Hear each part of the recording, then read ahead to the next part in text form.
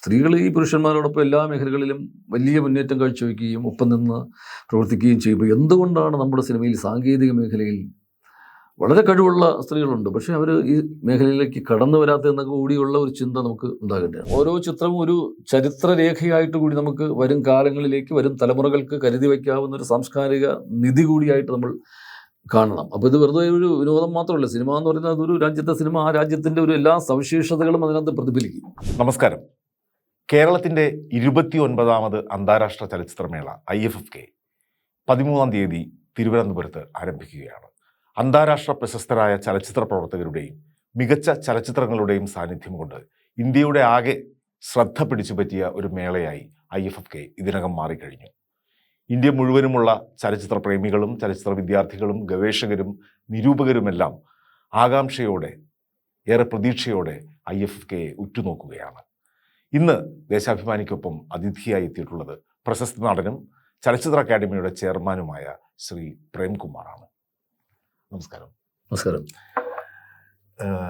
നമ്മുടെ മേള ഏതാണ്ട് 3 പതിറ്റാണ്ടോട് അടുക്കുകയാണ്, 29 എന്ന് പറയുമ്പോൾ. അപ്പം ഓരോ വർഷവും അതിൻ്റെ സ്വഭാവത്തിന് മാറ്റങ്ങൾ ഇങ്ങനെ വന്നുകൊണ്ടിരിക്കുകയാണ്. എന്താണ് ഈ വർഷത്തെ ചലച്ചിത്രമേളയുടെ ഒരു ഹൈലൈറ്റ് എന്ന് പറയുന്നത്? 3 പതിറ്റാണ്ട്, അതായത് 30 വർഷം നമ്മൾ മേള ആവുകയാണ്. ഇതിപ്പോൾ 29ാമത്. ഈ 29, 28 കഴിഞ്ഞ മേളകൾ കൊണ്ട് തന്നെ ഇപ്പോൾ വളരെ ശ്രദ്ധേയമായ ഒരു സ്ഥാനം നമുക്ക് നേടാൻ പറ്റിയിട്ടുണ്ട് എന്ന് നമുക്ക് അഭിമാനപൂർവ്വം പറയാവുന്ന കാര്യമാണ്. പ്രത്യേകിച്ച് ഏഷ്യയിലെ ഒക്കെ ഈ ജനപങ്കാളിത്തം കൊണ്ടും ഒക്കെ വളരെ ശ്രദ്ധിക്കപ്പെടുന്ന സിനിമ മേള തന്നെയാണ് നമ്മുടെ ചലച്ചിത്രമേളയാണ്, അന്താരാഷ്ട്ര മേളകളുടെ കൂട്ടത്തിൽ. പക്ഷേ എങ്കിലും ഒരു ലോക റാങ്കിങ്ങിൽ ഏറ്റവും പ്രധാനപ്പെട്ട ഒരു സ്ഥാനത്തേക്ക് വരാൻ നമ്മൾ ഇനിയും കുറേ മുന്നോട്ട് പോകേണ്ടിയിരിക്കുന്നു. തീർച്ചയായിട്ടും വളരെ അഭിമാനത്തോടു കൂടി തന്നെ പറയാം, ഈ ഒരു 29ാമത് മേളയിലേക്ക് നമ്മൾ വരുമ്പോൾ വലിയ ഒരു മുന്നേറ്റം ഓരോ കാലത്തും അത് വർദ്ധിച്ച് വരുന്നു. പ്രത്യേകിച്ച് നമ്മുടെ ജനപങ്കാളിത്തത്തിൻ്റെ കാര്യത്തിൽ ഇപ്പോൾ കഴിഞ്ഞ പ്രാവശ്യമൊക്കെ ഏതാണ്ട് 15,000-ത്തിനടുത്ത് ഡെലിഗേറ്റ്സ്, അതുപോലെ നമ്മുടെ ഗസ്റ്റുകൾ, പുരസ്കാര ജേതാക്കൾ, മാധ്യമപ്രവർത്തകർ, പിന്നെ ചലച്ചിത്ര നിരൂപകർ, ചലച്ചിത്ര വിദ്യാർത്ഥികൾ, ഇങ്ങനെ സിനിമയെ സീരിയസ് ആയിട്ട് കാണുന്ന ഒരു വലിയ വിഭാഗം അവരെല്ലാം വലിയ സജീവമായിട്ട് ഇതിൽ പങ്കെടുക്കുകയും അങ്ങനെ ഇപ്പോൾ ആ ജനപങ്കാളിത്തത്തിൻ്റെ കാര്യം കൊണ്ട് തന്നെ ഏഷ്യയിലെ ഏറ്റവും ശ്രദ്ധിക്കപ്പെടുന്ന മേളയാണ്. ഒപ്പം ഞാൻ ആദ്യം പറഞ്ഞതുപോലെ ഒരു ലോകമേളകളുടെ കൂട്ടത്തിൽ വരുമ്പോൾ നമ്മുടെ മേളയുടെ ഒരു വലിയ ഒരു പ്രത്യേകതയായിട്ട് നമ്മുടെ പുരസ്കാരങ്ങൾ, നമ്മൾ നൽകുന്ന പുരസ്കാരങ്ങൾ അത് വളരെ ശ്രദ്ധിക്കപ്പെടുന്നതാണ്. നമ്മൾ കൊണ്ടുവരുന്ന ഗസ്റ്റുകൾ ഏറ്റവും വളരെ ലോകത്തെ ഏറ്റവും നല്ല ചലച്ചിത്ര പ്രതിഭകളെയാണ് നമ്മൾ കൊണ്ടുവരാൻ ശ്രമിക്കുന്നത്. ഈ വർഷവും ഇപ്പം താങ്കൾ ചോദിച്ചത് എന്താണ് പ്രത്യേകത എന്ന് ചോദിച്ചാൽ, കഴിഞ്ഞ വർഷം ഒക്കെ നമ്മൾ പാലിച്ച അത്തരം കാര്യങ്ങളെല്ലാം തന്നെയാണ് നമ്മളിപ്പോഴും ഒരു മാനദണ്ഡമായിട്ട് വച്ചിരിക്കുന്നത്. ഏറ്റവും നല്ല ചിത്രങ്ങൾ, ലോകത്ത് മേളകളിൽ ഏറ്റവും ശ്രദ്ധിക്കപ്പെട്ട സിനിമകൾ സെലക്ട് ചെയ്തിട്ട് അത് നമ്മുടെ മലയാളത്തിലെ പ്രേക്ഷകരല്ല, ഇതിപ്പോൾ ഇവിടെ നിന്നുമൊക്കെ വരുന്നത് നമുക്ക് തന്നെ അറിയാൻ പറ്റില്ല. പല ഭാഗങ്ങളിൽ നിന്നും ഒക്കെ വരുന്ന പ്രേക്ഷകരുണ്ട്, അന്യ സംസ്ഥാനങ്ങളിൽ നിന്ന്, രാജ്യത്തിന് പുറത്തു നിന്നൊക്കെ വരുന്ന. അപ്പോൾ അവർക്കെല്ലാം ഏറ്റവും വളരെ നല്ല അനുഭവമാകുന്ന സിനിമകൾ, അത് ലോകത്ത് വളരെ ശ്രദ്ധിക്കപ്പെട്ട ചർച്ചയായിട്ടുള്ള, അപ്പോൾ അതിൻ്റെ വലിയ നിരൂപണങ്ങളെല്ലാം മനസ്സിലാക്കിയിട്ട് ഒക്കെയാണ് അത്തരം അന്താരാഷ്ട്ര ചിത്രങ്ങൾ നമ്മൾ സെലക്ട് ചെയ്തിരിക്കുന്നത്. അതിപ്പോൾ ഗോൾഡാസെല്ലം എന്ന് പറഞ്ഞ ഒരു ക്യൂറേറ്റർ അതിനുവേണ്ടി കുറേ സമയം എടുത്തിട്ട് തന്നെ പല അന്താരാഷ്ട്ര മേളകളിലും അവർ പോയിട്ട് സിനിമകൾ കാണുകയും അവിടെ നിന്ന് ഈ അതിൻ്റെ ക്രിറ്റിസിസം ഒക്കെ അവർ വായിച്ചിട്ട്, അതിൻ്റെ സ്റ്റഡികളൊക്കെ വായിച്ചിട്ട് അതിൽ നിന്നൊക്കെ അവർക്കൊരു ബോധ്യമുള്ള കുറേ സിനിമകളും അവർ സെലക്ട് ചെയ്യുന്നുണ്ട്. അത് നമുക്ക് തരുന്നു, അതിനകത്ത് നമ്മുടെ ചില നിർദ്ദേശങ്ങൾ പറയുന്നു.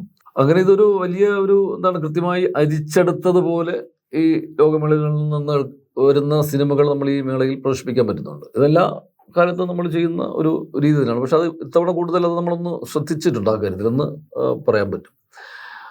അത് ഒന്ന്. അപ്പോൾ നമ്മൾ ഈ ഒരു ചലച്ചിത്രമേളയെ ഏറ്റവും മികവുറ്റതാക്കുന്നത് അവിടെ പ്രദർശിപ്പിക്കുന്ന സിനിമകൾ തന്നെയാണ്. അതിൻ്റെ ഒരു ക്വാളിറ്റിയാണ് ഏറ്റവും പ്രധാനം, അതിൻ്റെ ഒരു കലാപരമായ മികവ്, അതൊക്കെ തന്നെയാണ് ഏറ്റവും പ്രധാനം. ഒപ്പം അതിനകത്ത് ഈ വരുന്ന പിന്തുണ, ജനങ്ങളുടെ ഒരു വലിയ പാർട്ടിസിപ്പേഷൻ, അതൊരു പ്രധാന ഘടകമാണ്. ഒപ്പം നമ്മൾ നൽകുന്ന ഈ പുരസ്കാരത്തിൻ്റെയൊക്കെ ഒരു സുതാര്യത, ആ പുരസ്കാരങ്ങളുടെ അത് പലപ്പോഴും നമ്മൾ എല്ലാ പുരസ്കാരങ്ങളും അത് അർഹിക്കുന്നവർക്ക് തന്നെ കൃത്യമായിട്ട് കൊടുക്കാൻ പറ്റുന്നുണ്ട്. ഇപ്പോൾ ലൈഫ് ടൈം അച്ചീവ്മെൻറ്റ് പുരസ്കാരമായിരുന്നാലും ഒക്കെ കഴിഞ്ഞ കാലങ്ങളിലൊക്കെ അങ്ങനെ തന്നെയാണ്.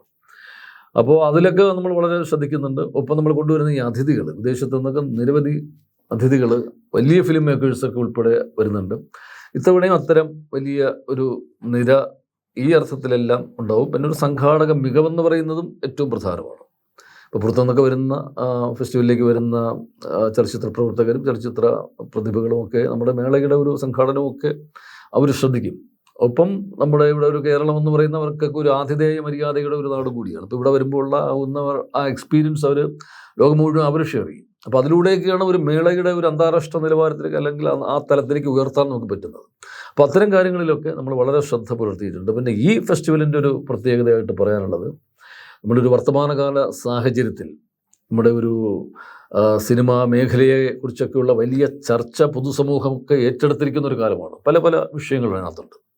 അതൊക്കെ ഒന്ന് അഡ്രസ്സ് ചെയ്യുന്ന രീതിയിൽ ഈ വർഷത്തെ മേള നമ്മളൊരു ലോക സിനിമയിലെ സ്ത്രീ സാന്നിധ്യങ്ങളെ, ലോക സിനിമയ്ക്ക് വലിയ സംഭാവനകൾ നൽകിയിട്ടുള്ള ചലച്ചിത്ര പ്രതിഭകൾ, സ്ത്രീ പ്രതിഭകൾ, വനിതാ പ്രതിഭകൾ, അത് ലോകമെമ്പാടും ഒരുപാട് വലിയ പ്രതിഭകളുണ്ട്.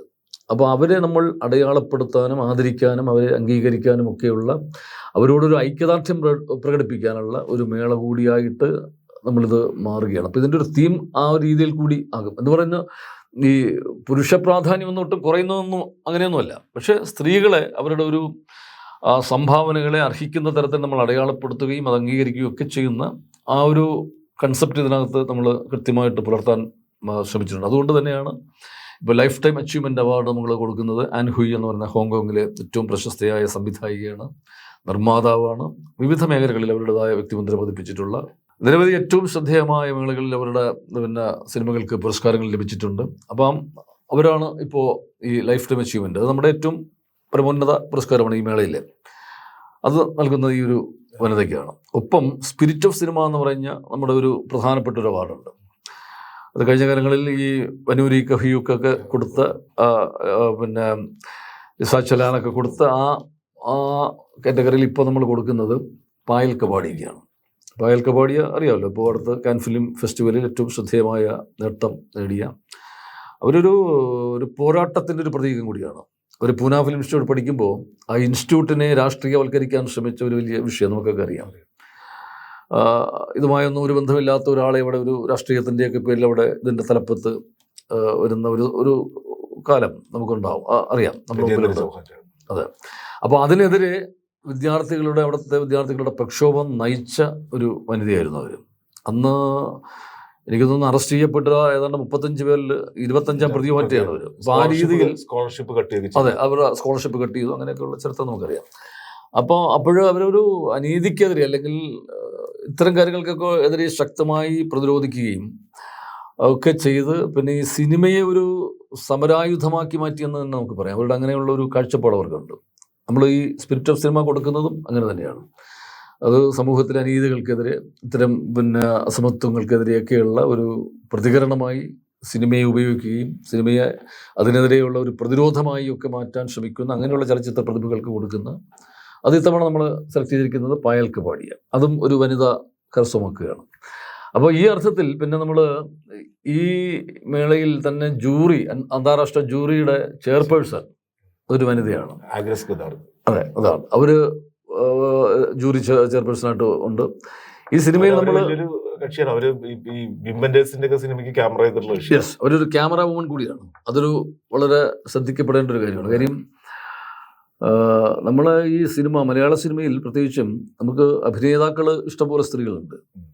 അതുപോലെ മറ്റ് ചില മേഖലകളിലും അപൂർവമായിട്ട് സ്ത്രീ സാന്നിധ്യങ്ങളുണ്ട്. പക്ഷേ ഈ സാങ്കേതിക മേഖലയിൽ വളരെ അപൂർവമായിട്ടാണ് സിനിമയിൽ സ്ത്രീ സാന്നിധ്യങ്ങളുള്ളത്.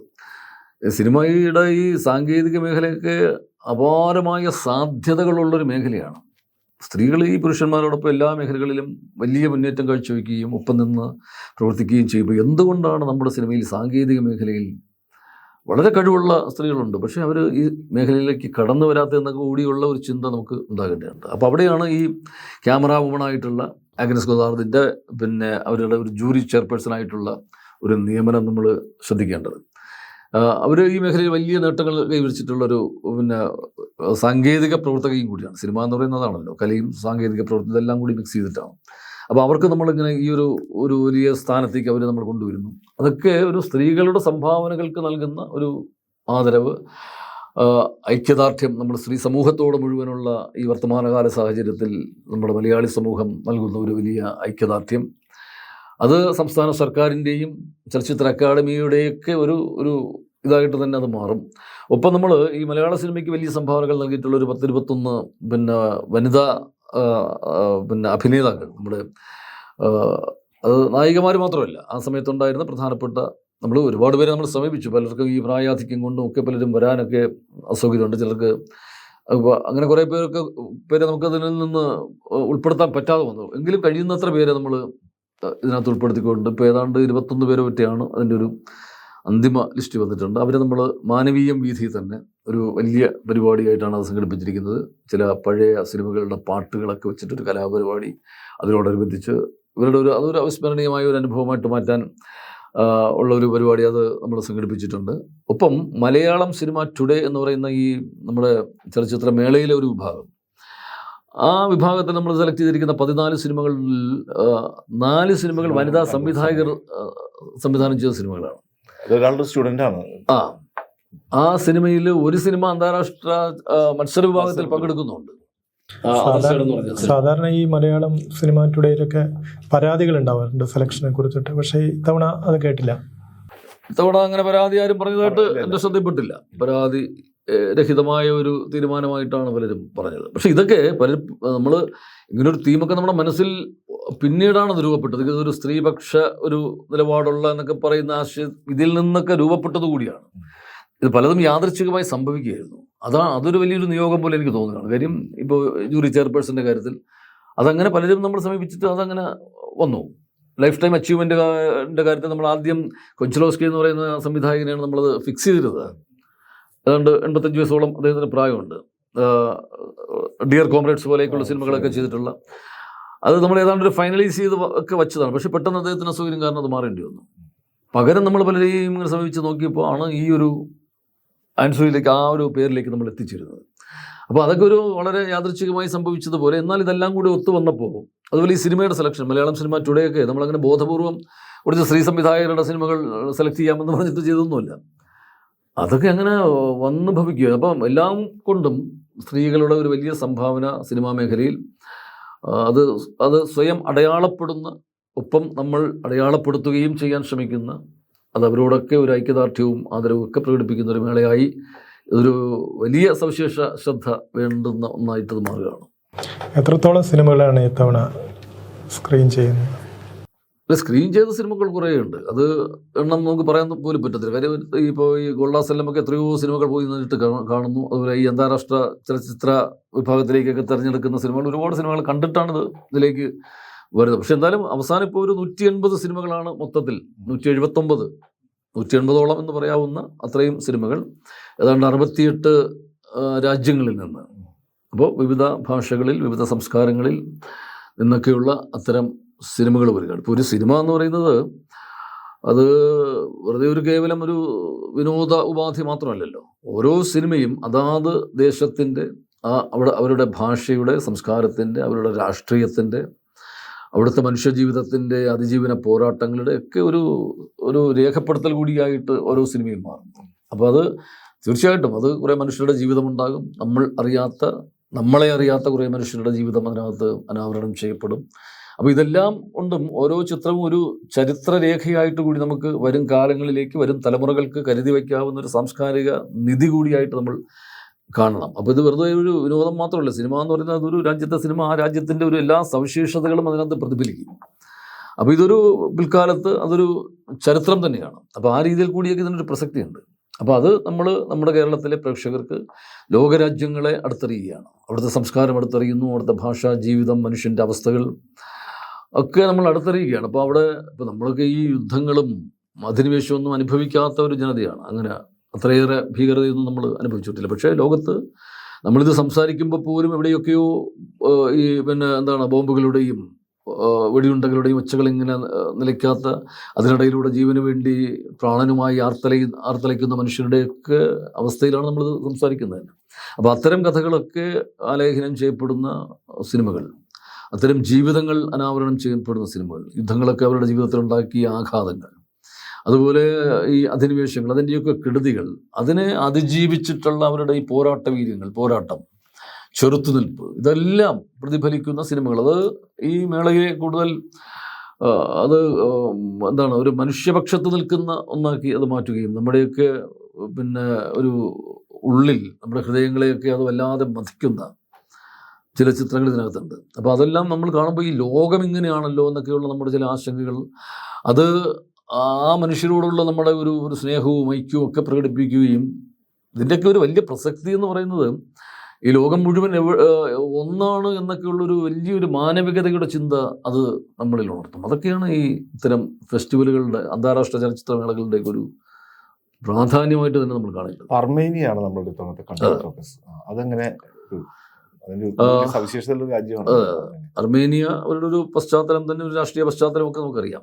അത് ഇപ്പം സോവിയറ്റ് യൂണിയൻ, അതെ, അവിടെ നിന്ന് പോയ കുറെ ഇതിനകത്ത് വരുന്നതാണ്. അവിടെ ഈ പരഞ്ചുരവിനെ പോലെയൊക്കെയുള്ളവർ സിനിമ ചെയ്യുന്ന അവരുടെ 100ാം വർഷമാണത്. ഈ വർഷം അവരുടെ 100ാം വർഷമാണ്. മലയാള സിനിമയും 100ാം വർഷത്തിലേക്ക് എത്തുകയാണ്. അപ്പോൾ നമ്മുടെ സിനിമയും അവരുടെ സിനിമയും തമ്മിലുള്ള ആ ഒരു ഇങ്ങനെ ഒരു ഐക്യം എവിടെയൊക്കെയോ ഉണ്ട്. അപ്പോൾ അതിനോടുള്ള ഒരു ഐക്യപ്പെടൽ കൂടിയായിട്ടാണ് മലയാള സിനിമ നമ്മുടെ 100ാം വർഷം ആഘോഷിക്കുന്ന അതിനോട് അടുത്ത് നിൽക്കുമ്പോൾ 100ാം വർഷത്തിൽ എത്തി നിൽക്കുന്ന അർമേനിയൻ സിനിമയ്ക്ക് നമ്മൾ നൽകുന്ന ഒരു ആദരവും അത് കൂടി അടയാളപ്പെടുത്തുന്നതാണ്. ആ അർമേനിയൻ സിനിമയാണ് ഇപ്പോൾ നമ്മുടെ കൺട്രി ഫോക്കസിൽ. അതിൽ എനിക്ക് തോന്നുന്നു 6 സിനിമയോ ആണ്, 6 സിനിമ അതിൽ നമ്മൾ പ്രദർശിപ്പിക്കുന്നുണ്ട്. പരഞ്ചുരവിൻ്റെ സിനിമ അല്ല, പരഞ്ചുരവിനെ കുറിച്ചുള്ള ഒരു ബയോഗ്രഫിക്കൽ സിനിമ കൂടി അതിനകത്ത് വരുന്നുണ്ട്. പിന്നെ ഒരു വളരെ താല്പര്യം തോന്നിയ ഒരു കാര്യം, പിന്നെ രാജീവേട്ടൻ, പിന്നെ രാജീവ് കുമാർ ക്യൂറേറ്റ് ചെയ്യുന്ന ഒരു പിന്നെ എക്സിബിഷൻ, അതിനൊപ്പം റാസിയുടെ ഒരു സംഭവം, അതിനെ കുറിച്ചൊന്ന്. അതെ, ഇത് നമ്മൾ ഒരു ചലച്ചിത്ര പ്രദർശനം മാത്രമല്ല, ഇതൊരു ചലച്ചിത്രമേള എന്ന് പറയുമ്പോൾ കുറേ സിനിമകൾ കാണിക്കുന്നു, അത് കണ്ട് പ്രേക്ഷകർ പോകുന്നു, അതല്ല. ഈ സിനിമകൾക്ക് പ്രദർശനത്തിന് പുറമേ അതിൻ്റെ മീറ്റ് ദ ഡയറക്ടേഴ്സ് ആ ഒരു സെഷനുണ്ട്. അപ്പോൾ ഈ പ്രേക്ഷകർക്ക് തങ്ങൾ കണ്ട സിനിമ അതിൻ്റെ അണിയറ പ്രവർത്തകരുമായി, സംവിധായകരുമായി ആയിട്ട് ഇൻട്രാക്ഷൻ നടത്താനുള്ള ഇതുണ്ട്. ഓപ്പൺ ഫോറം ഉണ്ട്, ഇൻ കോൺവെർസേഷൻ എന്ന് പറയുന്ന പരിപാടികൾ, മീറ്റ് ദ ഡയറക്ടേഴ്സ്, അങ്ങനെയുള്ള കുറേ പരിപാടികൾ ഇതിൻ്റെ ഭാഗമായിട്ടുണ്ട്. ഈ ചർച്ചകളും സംവാദങ്ങളും ഒക്കെ ആയിട്ട് വളരെ സർഗാത്മകമായ ഒരു വേദിയായിട്ട് കൂടി ഇത് മാറും ഈ ഒരു ഇടം.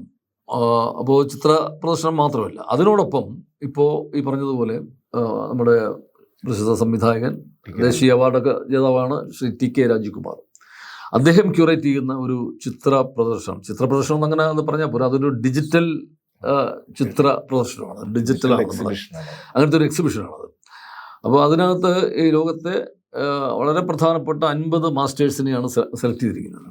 അവർ തന്നെ ഈ സിനിമയെ, നേരത്തെ ഞാൻ പറഞ്ഞതുപോലെ, സിനിമയെ അതൊരു ഒരു സാമൂഹ്യ പരിവർത്തന ഉപാധി കൂടിയായി കണ്ടുകൊണ്ട് സിനിമ ചെയ്ത മാസ്റ്റേഴ്സിൻ്റെയാണ്. അപ്പോൾ അത്തരം സാമൂഹ്യ വിഷയങ്ങൾ അഡ്രസ്സ് ചെയ്യുകയും മനുഷ്യ ജീവിതങ്ങളെ ആ രീതിയിൽ അഡ്രസ്സ് ചെയ്യുകയൊക്കെ ചെയ്തിട്ടുള്ള അത്തരം ഫിലിം മേക്കേഴ്സിൻ്റെ, അത്തരം ചലച്ചിത്ര ആചാര്യന്മാരുടെ, മാസ്റ്റേഴ്സിൻ്റെ 50 പേരുടെ സെലക്ട് ചെയ്തിട്ട് അതിനകത്ത് ഗോദാർദുണ്ട്, ഈ ഹിച്ച്കോക്ക് ഉൾപ്പെടെ, കുറസോവ ഉൾപ്പെടെ, നമ്മുടെ മലയാളത്തിൽ നിന്ന് അടൂർ ഉണ്ട്, അരവിന്ദേട്ടനുണ്ട്, ഇങ്ങനെ ജോൺ അബ്രഹാം, ഇങ്ങനെ തുടങ്ങിയ, അതുപോലെ വേൾഡ് സിനിമയിലെ കുറേ മാസ്റ്റേഴ്സിൻ്റെ പിന്നെ ചിത്രങ്ങൾ.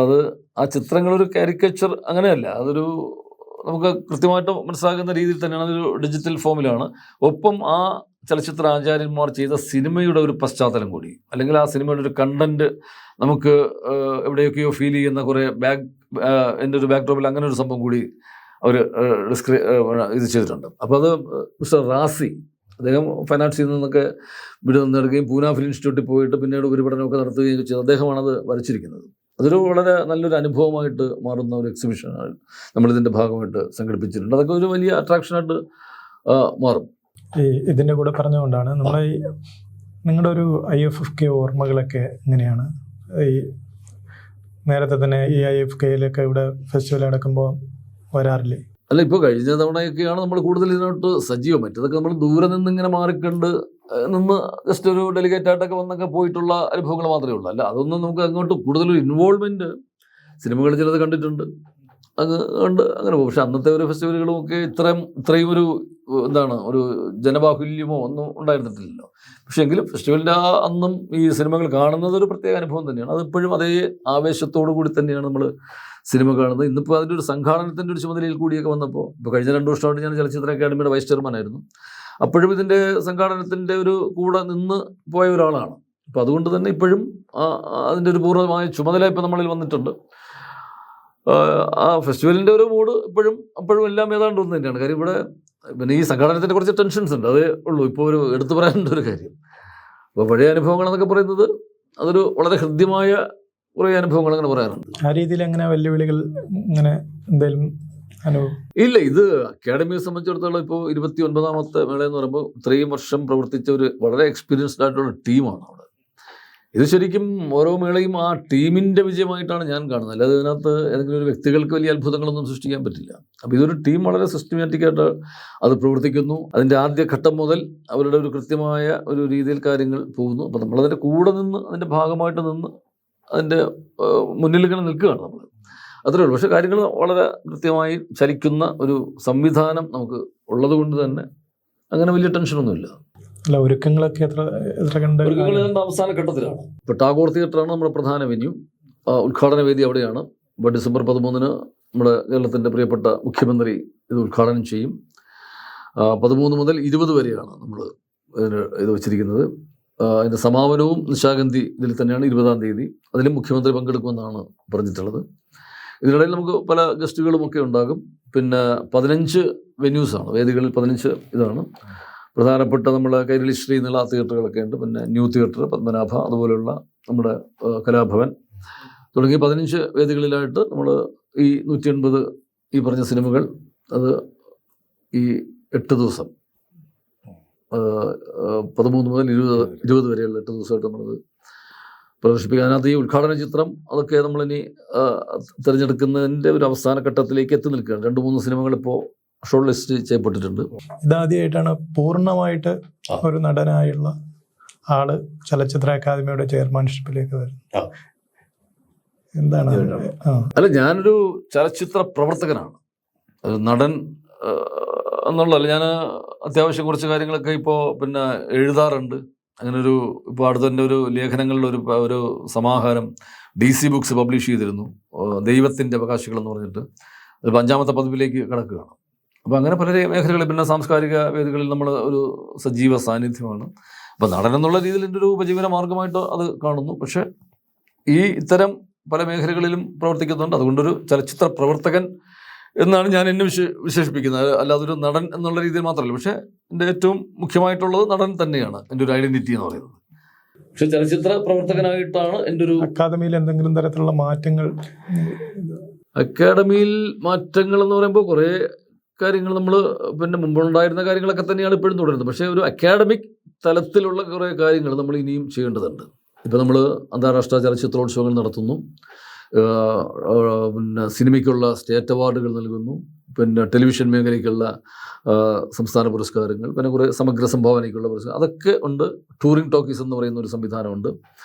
അത് ഒക്കെ വളരെ അർത്ഥവത്തായ ചില കൺസെപ്റ്റുകളാണ്.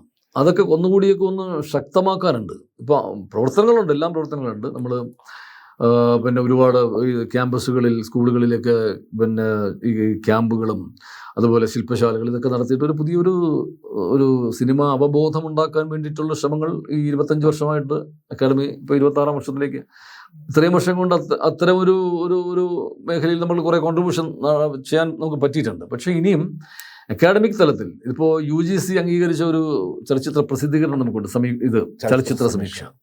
അതിപ്പോൾ UGC അതൊക്കെ ഒരു വലിയ അംഗീകാരമാണ്. അപ്പോൾ അത്തരം കാര്യങ്ങൾ പല ചലച്ചിത്ര വിദ്യാർത്ഥികൾക്കും അതിൽ ഗവേഷണം നടത്തുന്നവർക്കുമൊക്കെ റെഫർ ചെയ്യാൻ പറ്റുന്ന ഒരു ആധികാരിക പ്രസിദ്ധീകരണമായിട്ട് അത് മാറിയിട്ടുണ്ട്.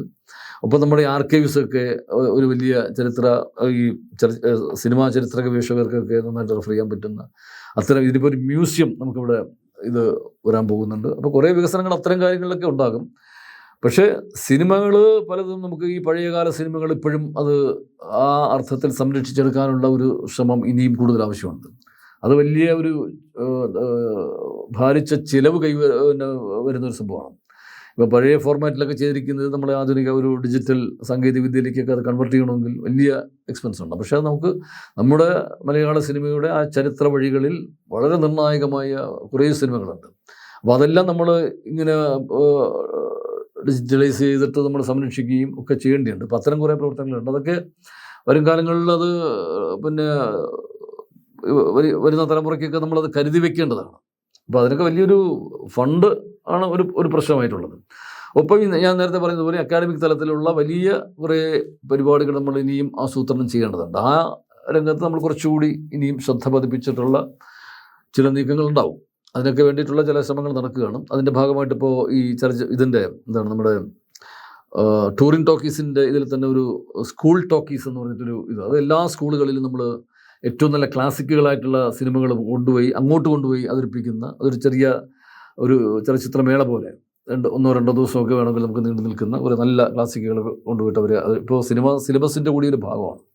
അപ്പോൾ ആ അർത്ഥത്തിൽ അത് ക്യാമ്പസുകളിലുമൊക്കെ നമുക്ക് ചെയ്യാവുന്ന കുറേ കാര്യങ്ങളുണ്ട്. നമ്മൾ ആ ടൂറിംഗ് ടോക്കീസ് എന്നുള്ള സംവിധാനം കൂടുതൽ ശക്തിപ്പെടുത്തേണ്ടതുണ്ട്. ഇപ്പോൾ നമുക്ക് കണ്ണൂർ, കോഴിക്കോട്, കോട്ടയം, തിരുവനന്തപുരം ഈ കേന്ദ്രങ്ങളിലെല്ലാം ഇതിൻ്റെ ഒരു സംവിധാനമുണ്ട്. അപ്പോൾ ഇവിടെയെല്ലാം നമുക്ക് വളരെ ശക്തമായി തന്നെ ഇത് ചെയ്യാൻ പറ്റും. അതുപോലെ നമുക്ക് ഈ ആദിവാസി മേഖലകളിൽ, അതുപോലെ അത്തരം ചില ഇടങ്ങളിൽ അവിടെയൊന്നും ഈ സിനിമ പോയിട്ട് നല്ല വെളിച്ചം പോലും കടന്നു ചെല്ലാത്ത ഇടങ്ങളുണ്ട്. അപ്പോൾ അവിടെയെല്ലാം നമ്മൾ നല്ല സിനിമകളുമായിട്ട് ചെല്ലുകയും അവർ ബോധവൽക്കരിക്കുന്ന തരത്തിലുള്ള ചിത്രങ്ങളൊക്കെ പ്രദർശിപ്പിക്കാനും ഒക്കെയുള്ള സംവിധാനങ്ങളുണ്ട്. ആ സംവിധാനം നിലവിലുണ്ട്. പക്ഷേ അത് കൂടുതൽ ശക്തിയായിട്ടും ഫലപ്രദമായിട്ടും ചെയ്യാനുള്ള ശ്രമമാണ്. അതിൻ്റെ ഒരു ശ്രമം ഇപ്പോൾ ആരംഭിച്ചതിൻ്റെ ഒരു കാര്യം കൂടി പറയാം.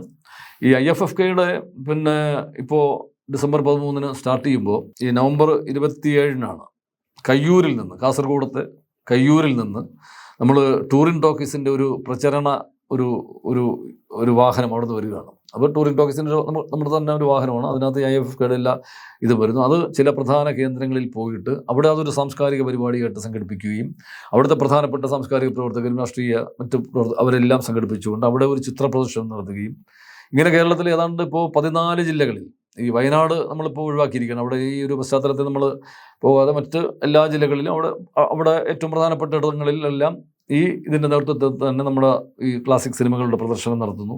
അങ്ങനെ ഇപ്പോൾ അത് കഴിഞ്ഞ ദിവസം കോട്ടയത്തായിരുന്നു, ഞാനും അവിടെ പങ്കെടുത്തിരുന്നു. അത് ഇവിടെ 12-ാം തീയതിക്ക് മുമ്പായിട്ട് തിരുവനന്തപുരം നഗരത്തിലേക്ക് അത് എത്തിച്ചേരുകയാണ്. ആ പ്രചരണ വാഹനം 13-ാം തീയതി നമ്മൾ ഫെസ്റ്റിവൽ ആരംഭിക്കുകയാണ്. ഈ ആരംഭിക്കുന്നതിൻ്റെ തലേ ദിവസം, അതായത് 12-ാം തീയതി, നമ്മൾ മലയാള സിനിമയുടെ പിതാവ് JC ഡാനിയലിൻ്റെ ഒരു സ്മൃതി കുടീരം, അതിപ്പോൾ നെയ്യാറ്റിൻകര മുനിസിപ്പാലിറ്റി അവിടെ ഒരു ഇത് ചെയ്തിട്ടുണ്ട്. അവിടെ നിന്ന് നമ്മളൊരു ദീപശിഖ കൊളുത്തി അത് അവിടുത്തെ MLAയും നഗരസഭാ ചെയർമാനും ഒക്കെ കൂടി ചേർന്ന് സംഘാടക സമിതിയൊക്കെ ആയി കഴിഞ്ഞു. അപ്പോൾ അവിടെ ചെന്ന് അതിൻ്റെ ഒരു ദീപശിഖ നമ്മൾ ഏറ്റുവാങ്ങും. അവിടെ നിന്ന് നമ്മുടെ മലയാള സിനിമയിലെ ആദ്യകാല നായിക അവിടെ ഒരു നെയ്യാറ്റിൻകര കോമളം, ഈ അടുത്ത കാലത്ത് നമ്മളെ വിട്ടുപിരിഞ്ഞ അമ്മയുടെ അവിടെ പോയിട്ട് അവരുടെ അടക്കിയിരിക്കുന്ന ഇടത്ത് ചെന്ന് അവിടെ നിന്നൊരു ദീപശിഖ കൊണ്ടുവരുന്നു. എന്നിട്ട് നമ്മുടെ പ്രേം നസീർ സാറിൻ്റെ ജന്മനാട് ഇവിടെ ചെറിയൻകീഴ് പോയിട്ട് അവിടെ ചലച്ചിത്ര അക്കാദമിക്ക് ഒരു സാംസ്കാരിക നിലയം ഇപ്പോൾ അതിൻ്റെ നിർമ്മാണം നടന്നുകൊണ്ടിരിക്കുകയാണ്. അവിടെ തന്നെ അതിൻ്റെ ഒരു ചടങ്ങ് അവിടുത്തെ MLA V. ശശി MLAയുടെ നേതൃത്വത്തിൽ അത് സംഘടിപ്പിക്കുന്നുണ്ട്. അവിടെ ഒരു സാംസ്കാരിക പരിപാടിയായിട്ട് തന്നെ അവിടെ നിന്നൊരു ദീപശിഖ അത് നമ്മൾ ഏറ്റുവാങ്ങുന്നു. അവിടെ വന്നിട്ട് നമ്മുടെ മലയാള സിനിമയിൽ ആദ്യ നായിക നമ്മളിവിടെ നാട്ടിപ്പായിച്ച PK റോസി എന്ന് പറയുന്ന ആ ഒരു ചരിത്ര നായികയുണ്ട്. നമുക്ക് ഒരുപക്ഷെ മലയാള സിനിമയുടെ ഒരു രക്തസാക്ഷി എന്ന് നമുക്ക് പറയാവുന്ന ആ ഒരു നായിക, അത് പലപ്പോഴും ചരിത്രത്തിൽ പോലും വലുതായിട്ട് അടയാളപ്പെടാതെ പോയ ഒരു പാർശ്വവൽക്കരിക്കപ്പെട്ട ഒരു വനിതയാണ്. അപ്പോൾ അവരുടെ ഒരു ജന്മസ്ഥലം പോലും ഏതാണെന്ന് കൃത്യമായിട്ട് പലർക്കും പറയാൻ പറ്റാത്തൊരവസ്ഥയുണ്ട്. എങ്കിലും നമ്മൾ ഏതാണ്ട് അത് ഐഡൻറ്റിഫൈ ചെയ്തിട്ടുണ്ട്. അവിടെ നിന്ന് അവരുടെ ആ ജന്മ സ്ഥലത്ത് നിന്ന് അവിടെ നിന്നൊരു ദീപശിഖയൊക്കെ വൈകിട്ട് വന്ന് അവിടെ VK പ്രശാന്ത് MLAയുടെ സ്ഥലത്താണ്, അദ്ദേഹത്തിൻ്റെ നിയോജക മണ്ഡലത്തിനാണ് അത് വരുന്നത്. അദ്ദേഹത്തിൻ്റെ നേതൃത്വത്തിൽ അവിടെ ഒരു സാംസ്കാരിക ഒരു പരിപാടിയായിട്ട് അത് മാറുന്നു. അവിടെ നിന്ന് ദീപശിഖയും വന്നിട്ട് ഇത് നമ്മുടെ സത്യൻ മാഷിൻ്റെ, അനശ്വര നടൻ സത്യൻ മാഷിൻ്റെ അദ്ദേഹം അന്തി ഉറങ്ങുന്ന ഈ LMS സെമിത്തേരി അവിടെ വന്നിട്ട് ആ കല്ലറയിൽ അവിടെ നിന്ന് ഒരു ദീപശിഖ കൊണ്ടുവന്ന് ഇത് ഏതാണ്ട് 12-ാം തീയതി വൈകുന്നേരത്തോടു കൂടി നമ്മൾ മാനവീയം വീഥിയിൽ, നമ്മുടെ കേരളത്തിൻ്റെ ഒരു സാംസ്കാരിക ഇടനാഴി, അവിടെ P. ഭാസ്കരൻ മാഷിൻ്റെ ഒരു പ്രതിമയുണ്ട്, വയലാറിൻ്റെ ഒരു പ്രതിമയുണ്ട്. ഇതിൻ്റെയൊക്കെ സമീപത്തായിട്ട് ഭാസ്കരൻ മാഷിൻ്റെ ഒരു ജന്മ ശതാബ്ദി വർഷം കൂടിയാണ്. അതിനെ കൂടി അടയാളപ്പെടുത്തുന്ന തരത്തിൽ ഇത് നമ്മൾ ഈ ഒരു ദീപശിഖ അവിടെ സ്ഥാപിക്കുകയാണ്. അങ്ങനെ ഇത് 8 ദിവസം അവിടെ ഇങ്ങനെ ജ്വലിച്ചു നിൽക്കും ഈ ദീപശിഖ. അപ്പോൾ അതെല്ലാം നമ്മൾ പ്ലാൻ ചെയ്ത് അതിൻ്റെ സംഘാടക സമിതികളെല്ലാം നമ്മൾ രൂപീകരിച്ചു. അങ്ങനെ ഇതൊരു മൊത്തത്തിൽ കേരളത്തിൻ്റെ ഒരു വലിയ ഒരു സാംസ്കാരിക പരിപാടിയായിട്ട് ഇപ്പോൾ തന്നെ അത് മാറുന്ന തരത്തിലുള്ള പ്രവർത്തനങ്ങൾ ഏതാണ്ട് അന്തിമഘട്ടത്തിൽ നിൽക്കുകയാണ്. അതും കൂടി അഭിമാനത്തോടെ പറയാവുന്ന ഒരു കാര്യമാണ്. ചലച്ചിത്രമേളയ്ക്ക് എല്ലാവിധ ആശംസകൾ അർപ്പിക്കുമെന്ന് ഞങ്ങൾ പറയില്ല, കാരണം ഞങ്ങളും അതിന്റെ ഭാഗമാണ്. നമ്മുടെ മേള ഏറ്റവും ഭംഗിയായിട്ട് നടക്കട്ടെ തീർച്ചയായിട്ടും ആഗ്രഹിക്കാം. വളരെയധികം നന്ദി.